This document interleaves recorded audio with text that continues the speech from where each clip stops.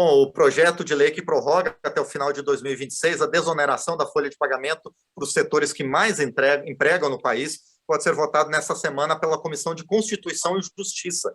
A desoneração da folha de pagamentos está em vigor desde 2011 e beneficia 17 setores da economia, reduzindo os encargos cobrados sobre os salários dos funcionários. Essa medida está prevista para acabar agora, no final do ano. O deputado Jerônimo Guergen, do PP do Rio Grande do Sul, que relatou a proposta na Comissão de Fiscalização Financeira e Controle da Câmara, onde o texto já foi aprovado, já está conosco para falar mais uma vez sobre esse tema. Deputado, bom dia, obrigado por estar aqui no painel eletrônico. Tudo bem, bom dia, é um prazer muito grande falar com vocês nessa manhã. Prazer é nosso, deputado, em receber o senhor mais uma vez aqui no painel eletrônico. Bom, explica para os nossos ouvintes, para a gente, deputado, por que é vantajoso para as empresas substituir a contribuição previdenciária de 20% sobre os salários por uma alíquota em relação à receita bruta, variando entre 1% e 4,5%?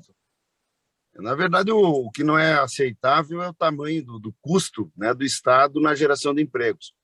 Nós pagamos, o Brasil paga 400 bilhões de reais para poder empregar. Então, cada trabalhador, o governo vai lá e cobra uma parte para ele, né? E isso deixa de ser renda para o trabalhador, vai para o caixa do governo, a gente nunca sabe onde é que é aplicado devidamente. Então, para muitos setores, é impossível você ampliar o número de empregos com esse formato de 20%. Então, criou-se esse mecanismo sobre faturamento bruto, né, principalmente para esses setores que numericamente geram os maiores, o maior volume de empregos. Eu digo numérico porque você pode ter até alguns setores que geram empregos melhores remunerados, né, mas em grande massa são esses que geram. E desta forma, esta medida, que segundo o governo custa para ele, governo, 8 bilhões e 300, devolve ao Brasil 12 bilhões e meio. Né? Então, o Brasil ganha no consumo, na produção, ganha em todos os sentidos, e é por isso que manter essa medida, e no ano passado esses setores geraram aproximadamente 500 mil empregos, somente esses aí, nós vamos ter a condição de ter ganho econômico e ganho social, porque o maior programa é justamente a geração de emprego, e não o Auxílio Brasil. O Auxílio Brasil é necessário, né? Mas o objetivo deveria ser chegar ao emprego, né? E, lamentavelmente, eu não vejo o Brasil discutindo isso já há bastante tempo, neste ou nos governos anteriores, né? E a medida ela já haveria, deveria ter esgotado em 2021, né? Nós conseguimos prorrogar para 2021 e agora nós queremos prorrogar até 2026. Sabemos que temos apoio só para mais 2 anos, mas imaginando que o governo resolva esse problema da desoneração para todo sempre, né? Que a gente tenha uma medida que dê para todos os setores o tema da desoneração. E aí conseguimos fazer um acordo com o governo, o presidente da República anunciou semana passada, e a votação do projeto de lei, ela se dará agora pela manhã. Espero que sim, estamos muito atrasados já. Não tínhamos o apoio do governo, agora que temos, precisamos limpar a pauta da CCJ, tentarmos a inversão de pauta, inclusive, né, para que seja votada hoje e, consequentemente, ande para o Senado, onde vai ainda ter que acompanhar o andamento da PEC dos precatórios, né? O governo tem condicionado isso à PEC, mas sem o ambiente legal, o mecanismo legal, o legislativo, mesmo tendo a janela orçamentária, não é possível atender. Então, a decisão de hoje é vital, é decisiva. Precisamos tirar hoje da CCJ para tramitar ainda em tempo e, claro, que com esse acordo o governo não veta o projeto ao final e, não vetando, tenhamos a medida mantida para o ano que vem. Mas tudo isso aí, Márcio, é um pouco de cara do Brasil, né? A insegurança de última hora, né? Não se sabe se vai ter, se não vai ter. Imagina você ser empresário no Brasil e se organizar, né, com uma coisa que tu nunca sabe se vai ter R$ 900 a mais por emprego que pagar ao governo ou não, que é o que corresponde a essa medida, né? Espero que a gente possa dar um pouco mais de estabilidade um dia ao nosso país, diminuindo as crises políticas e fazendo mais um planejamento estratégico que dê competitividade e permita fazermos crescer a economia. Pois é, deputado Jerônimo Guergen, o governo, então, ele já assimilou essa questão de abrir mão de perto de 8 bilhões de reais em arrecadação, já conseguiu equalizar suas contas? E quando fala perda, na verdade, o mais importante é o retorno, né? Estes 8.300 vão corresponder ao ingresso de 12,5. Então, na verdade, não perde nada, né? Essa que é a grande verdade. E o governo não tem outra saída, porque não soube fazer a desoneração total, que ele mesmo defende, que é o ideal, não soube fazer e agora não pode gerar custos adicionais a quem vem enfrentando um monte de problema com a pandemia, especialmente. Agora, deputado Jerônimo Gurgel, o senhor citou também na sua outra intervenção a questão de resolver definitivamente a questão. E a solução definitiva é estender para toda a economia esse mecanismo da desoneração? Esse é o certo e é o justo, né? É o certo porque é para todo, tira o peso do Estado da geração do emprego. E é o justo porque vale para todos, né?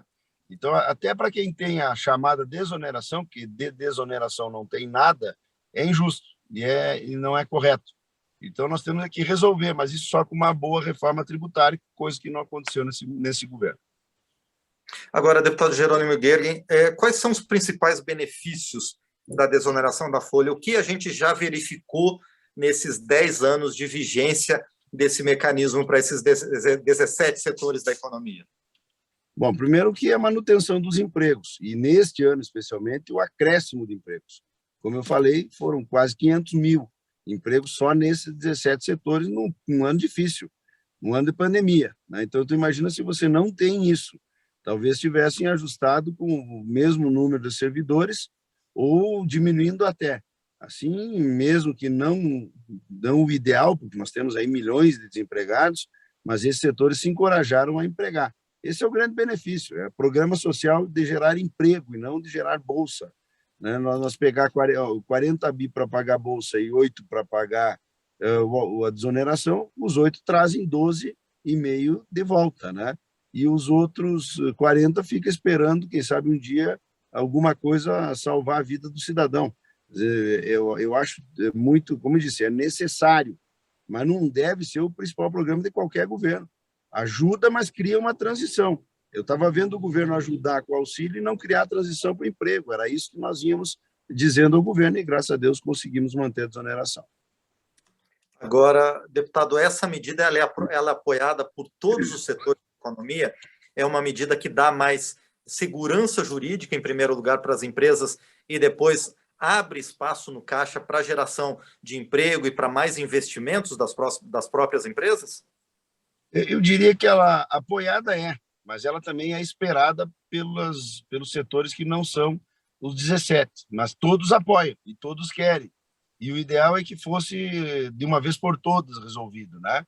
Então, o apoio existe, não existiu o apoio para a medida que o governo queria fazer para resolver estruturalmente, que era através do microimposto, do imposto digital. Isso não existiu, né? Existem setores que não concordam com esta medida.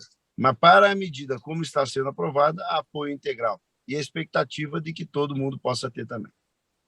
E agora, deputado Jerônimo Gurgel, a gente falou sobre os benefícios, né, da desoneração da folha de pagamento. No sentido contrário, a não aprovação dessa medida, quais são os impactos que ela traria? No sentido, o pior efeito é a oneração da folha. Ponto. Isso é ruim para todo mundo, porque ninguém é desonerado, Márcio. Isso é importante a gente dizer. Nem os que têm essa medida são desonerados. O termo que se usou é desoneração porque diminuiu a oneração. Então, essa é a questão.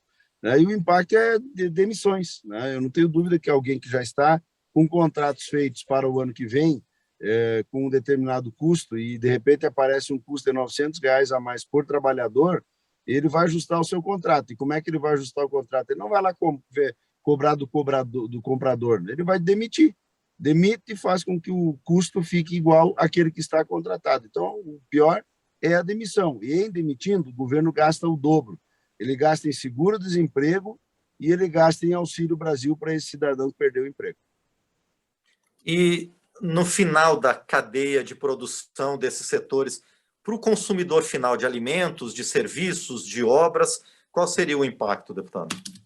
Olha, eu não sei se em termos de custo lá na ponta chega a baixar, né? Porque a elevação se deu por outras razões também, o preço do aço, o preço da luz, o preço do combustível, né? Agora, para o consumidor poderia ter uma falta maior ainda de produtos, que hoje é uma realidade. Você diminuindo a força de trabalho, você diminui a produção. Acho que nesse ponto que seria o principal fator.